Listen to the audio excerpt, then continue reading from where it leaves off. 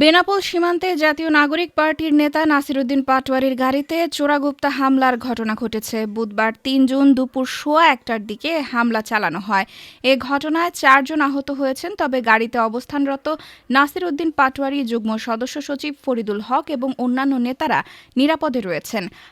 হামলার আগে ফেসবুকে দেওয়া এক পোস্টে নাসিরউদ্দিন পাটোয়ারি লিখেছিলেন, ইনশাআল্লাহ আগামীকাল যশোরের বেনাপোল সীমান্ত পরিদর্শনে যাব। সাম্প্রতিক সময়ে ভারত থেকে সীমান্ত দিয়ে জোরপূর্বক অনুপ্রবেশ করানোর অভিযোগের প্রেক্ষাপটে স্থানীয় পরিস্থিতি সম্পর্কে সরজমিনে অবগত হওয়ার চেষ্টা করব। এ উপলক্ষে স্থানীয় গ্রামবাসী, রাজনৈতিক ব্যক্তিবর্গ, সাংবাদিক, শিক্ষক এবং সুশীল সমাজের প্রতিনিধিদের সঙ্গে মতবিনিময় করব।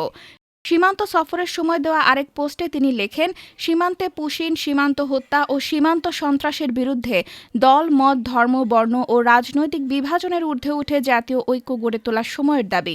এটি কেবল সীমান্তবাসীর সমস্যা নয়, এটি বাংলাদেশের সার্বভৌমত্ব, জাতীয় সম্মান, নাগরিক নিরাপত্তা এবং রাষ্ট্রের মর্যাদার সঙ্গে সরাসরি সম্পর্কিত।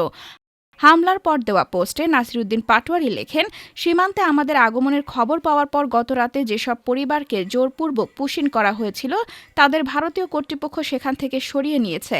আমরা ঘটনাস্থল পরিদর্শন করেছি এবং স্থানীয় মানুষের সঙ্গে কথা বলেছি, পরিস্থিতি সম্পর্কে সরজমিনে তথ্য সংগ্রহ করেছি।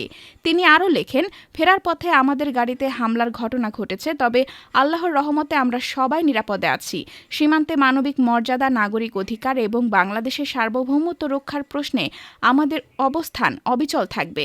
এদিকে হামলায় আহতদের মধ্যে রয়েছেন ছাত্রশক্তি নেতা খান মিফতাহুল মুস্তাফিজ অমিত, তাসকিন আহমেদ তাজিম এবং যুবশক্তি নেতা রূপম আহসান অর্ণব।